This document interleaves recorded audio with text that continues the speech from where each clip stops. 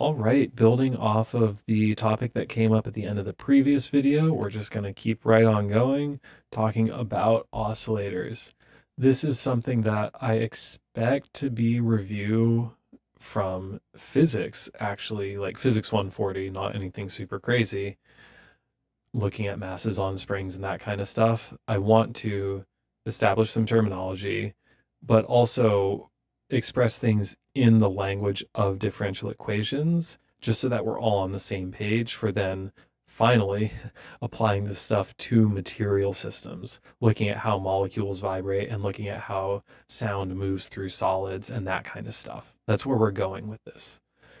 But let's go back to physics 140 for a minute or two and get back to basics. If you have a mass on a spring, then it obeys Hooke's law, F equals negative kx. So this is a vector equation, and this is saying that when you pull on a spring, that the force exerted by the spring goes in the opposite direction of the displacement. And the proportionality of that response is the stiffness of the spring. It's the spring constant K. If K has a large value, then the spring is very stiff. You get a large force in response to a given displacement. It is not an accident at all that this looks like the stress-strain relationship.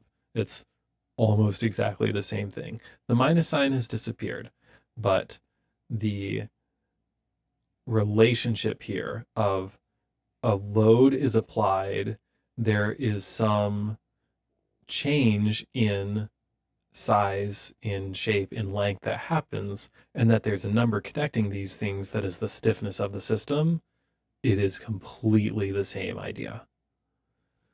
All right. So for solving the motion of a mass on a spring, like you could just do this, what it says on the slide. Look, I know springs go back and forth. I'm just going to write cosine and be done and go home. Now, I mean, you can do that, but we should do more than just write down the answer, right? Well, yes and no. We absolutely are going to just write down the answer, but there will be more to it. So looking at Newton's second law, which I invoked last time or a time or two ago, whenever it happened, I was like, second order differential equations are a big deal. This is a second order differential equation when we are talking about the positions of bodies, because acceleration is the derivative of the velocity and the velocity is the derivative of the position. So we have two derivatives of position here. That makes it a second order equation. And here it is written in those differential equations terms. So we have the second derivative of the position, that's x double prime, and that is related to, in the case of a mass on a spring, the position of the object itself. You move the thing away from equilibrium, it's at some coordinate x, and then the force from the spring in response to that is trying to restore it to its original position. So now we have the second derivative of the variable depends on the variable. That's a differential equation. It is a second order ordinary differential equation because it's just position time here. There's not like multiple variables being dealt with. All right. Well, I said we were going to write down the answer, so let's write down the answer. But think about it logically.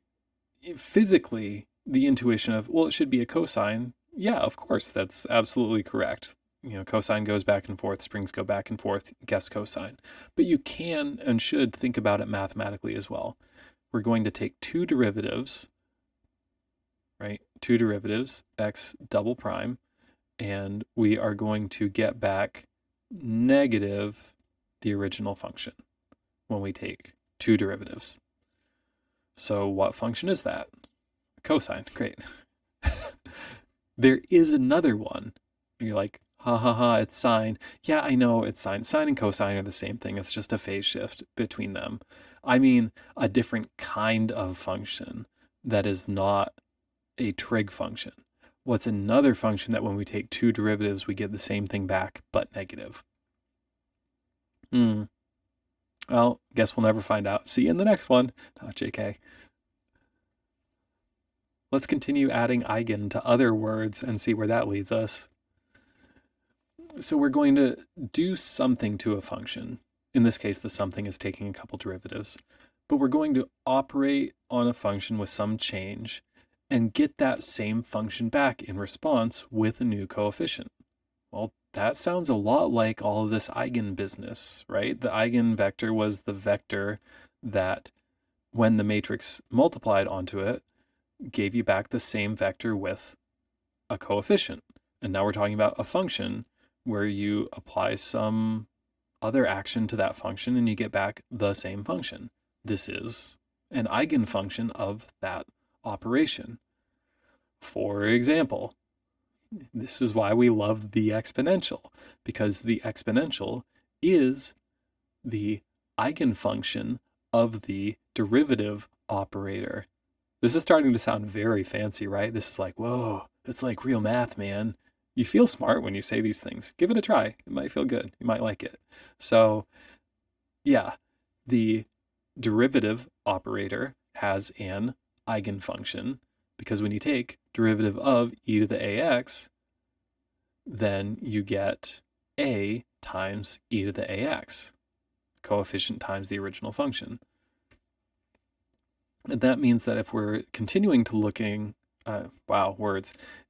If we continue working with this exponential thing, well, if we take two derivatives, we should get the square of that eigenvalue.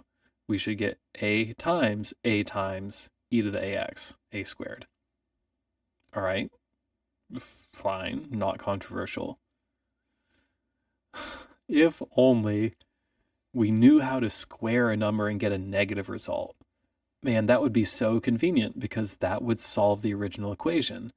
We took two derivatives and we got negative the thing back. Well, if it's an eigenfunction, then that means two times the, not two times, but two powers of the eigenvalue. Oh well. As we all know, there's nothing that when you square it, you get a negative number. Okay, I'll stop being difficult. Yes, as I said, like sines and cosines, sure. But looking at it from this eigenvalues approach, you say the number I, the square root of -1, well, when you square that, you get a negative number. And so e to the I something should also solve this original equation. And just to skip a step or two in the logic and get to the punchline, it's e to the complex number times time. So these solutions to the oscillator equation are equations of this form, where the particular coefficients, a and b and c and d, depend on, once again, the boundary conditions. The specific starting points and the specific constraints of that oscillator will tell you the exact position of that oscillator as a function of time.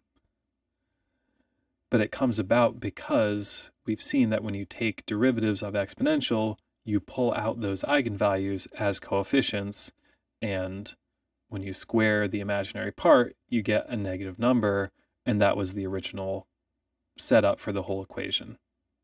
All right, this leads us to the undamped harmonic oscillator. We're going to start with one dimension. Maybe we'll deal with vectors later. Maybe we don't get there. I honestly don't know. We'll see how it goes. So the second derivative of the position is some negative coefficient times the position. I've written it as omega squared here because that's going to make the math easier later. Omega is the eigenvalue, and so we have the eigenvalue squared because we're taking two derivatives. To relate this back to the springs stuff, omega is square root of k over m. Hopefully you remember that from physics 140. So k is the spring constant, m is the mass of the object that's on the spring. And we're now going to have this solution, e to the I omega t, e to the negative I omega t. Some linear combination of those two basis functions will form our solution space. I haven't said yet if omega is real or imaginary or complex. We'll just stay agnostic to that for now and see where it goes. The best way to actually solve differential equations, I'm being half serious, honestly, maybe more than half serious, is guess and check. It works. You can't argue with it. It's not always the best way, of course, but starting with a good guess absolutely makes the process faster. So we're going to take our guess, we're going to plug it into the equation. So we need to get two derivatives. Here's the first derivative. You take the derivative of exponential, the stuff inside the exponential comes out as coefficients. You take another derivative, you get another power of those in the coefficient, and now we just have to remember the I squared is -1 business, and we get, hey, look at this. This, A e to the I omega t, B e to the minus I omega t, those were the original function. So this is the, oops, I don't know why that's a superscript. Bring that down. This is negative omega squared times the original function. So this does solve the differential equation. And apparently it doesn't matter if omega is real or complex in order for this to work. That's cool. Which brings us to the next flavor of this equation. So what if we add another force to the problem? We are going to have a force that depends on the position, the displacement of the spring, but we're also going to have a force that depends on the velocity of the spring. Now, this is not how friction works, by the way. People are like, it's the friction term. No, friction does not depend on velocity in this way, but there are forces that do. For example, I'm never going to not remember this. This was like a very high level, I think it was my quantum field theory class. And yeah, so this was my graduate quantum field theory course.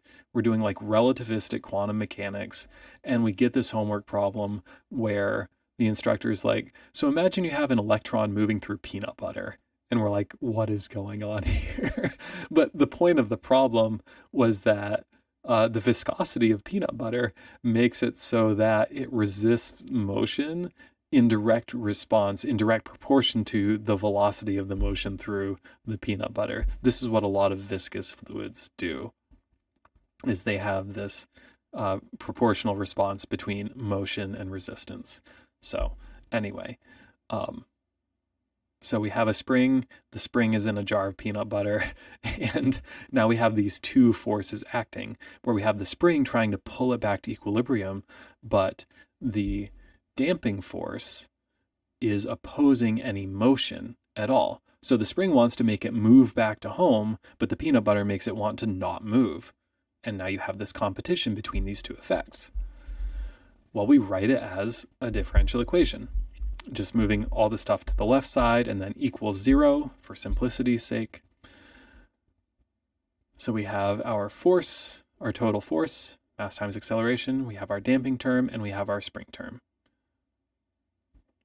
And now you do something clever, which, by the way, this is a general trick that works very frequently. What we do is we take this second order equation and we convert it to two first order equations.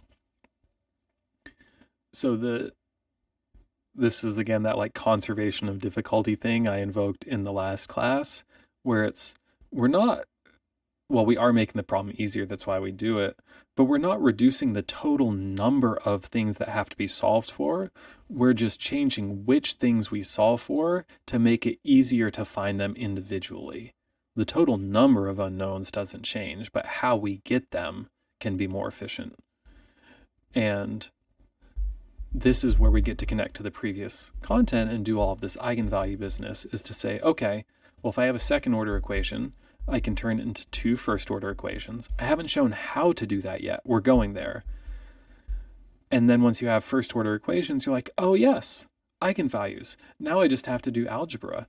So what we're doing is we're taking this gnarly second order differential equation, and I'm not joking, like it's really not trivial to solve. If you try to solve this by other methods, if you try to directly integrate it, if you try to do some kind of substitution, if you try to use a Green's function, find a harmonic series, like you can do a Fourier transform, throw all the tricks in the book at it. There's other ways to solve it, but like why not just do algebra, man? So let's do algebra with our foolproof kind of method.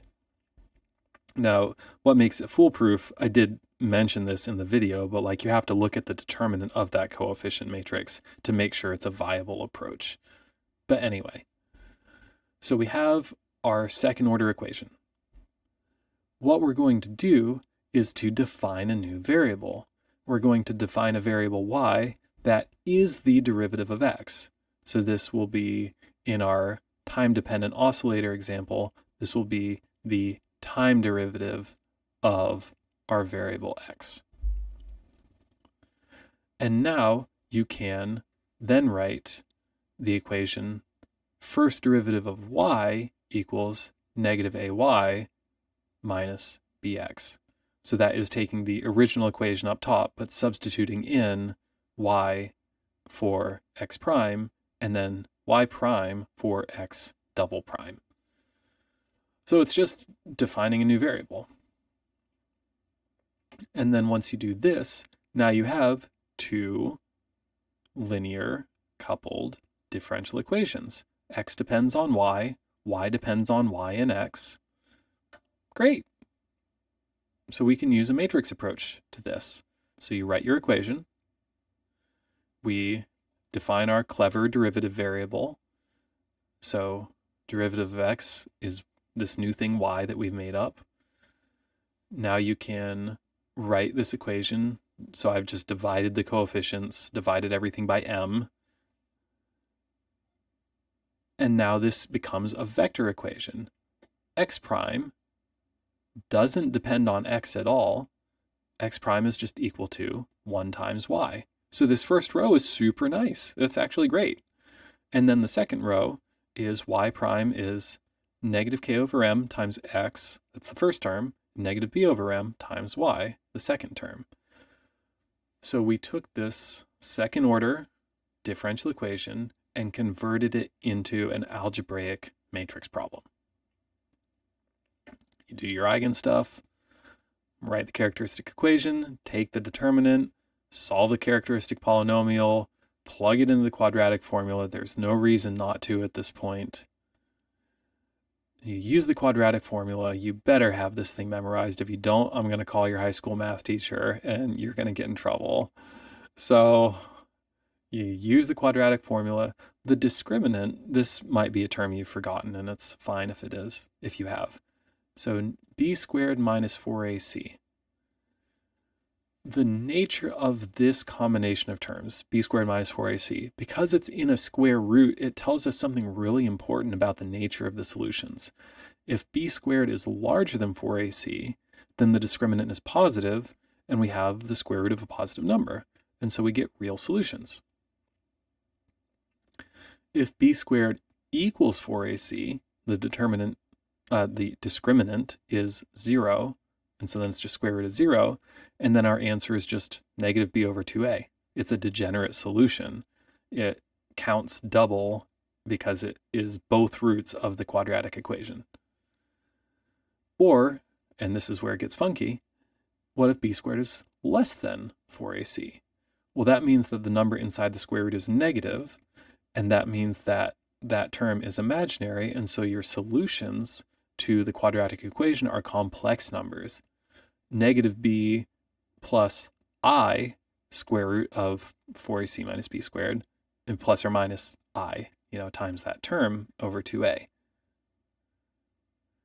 So when we put in the numbers, or the coefficients rather, from the oscillator equation, this means that we're comparing b, the linear term, to 4ac, the quadratic coefficient and the constant coefficient.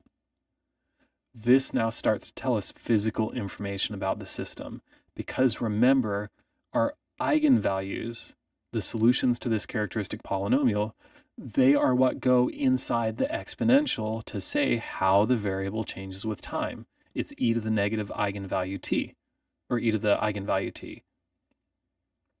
And so if we have real roots, then we get an exponential like e to the minus at.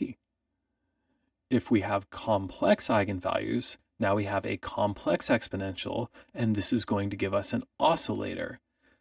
So this depends on how the damping strength, how the thickness of the peanut butter relates to the stiffness of the spring and the mass of the object being pulled. If the spring is very stiff, if b squared is large, then it doesn't oscillate. The mass just returns back to its zero position and stops. But if the damping is small, if b squared is small compared to these other numbers, then you get an oscillator.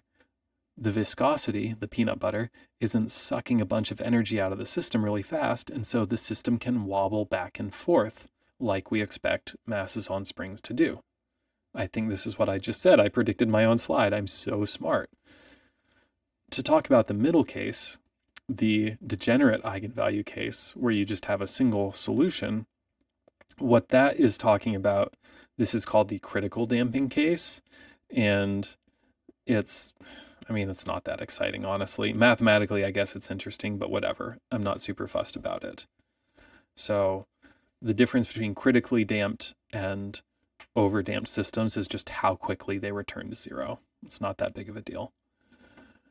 Okay, but the underdamped system, this is really the fun one, because this complex exponential gives us, like from the last video, a real part and an imaginary part. And the imaginary part describes the oscillation of the system. The real part, the e to the negative t, describes how quickly the system returns back to its equilibrium as it's oscillating back and forth. Wow, so there was our physics review. We will see this on the homework. You will get some practice, so have no fear. Those opportunities are coming. And the purpose of this was threefold. One was to remind you of things that you should remember from Physics 140, darn it. Second is to see an application of this method that is really important, of taking a second order equation, converting it into two coupled first order equations, because then you can solve it with the matrix method, which is better because it's algebra. And then the third reason is, yes, we are actually going to do some material science at some point. We're going to look at vibrations in molecules. So that's where we're going with this. Thanks for coming along for the ride. And as always, I will see you in the next one.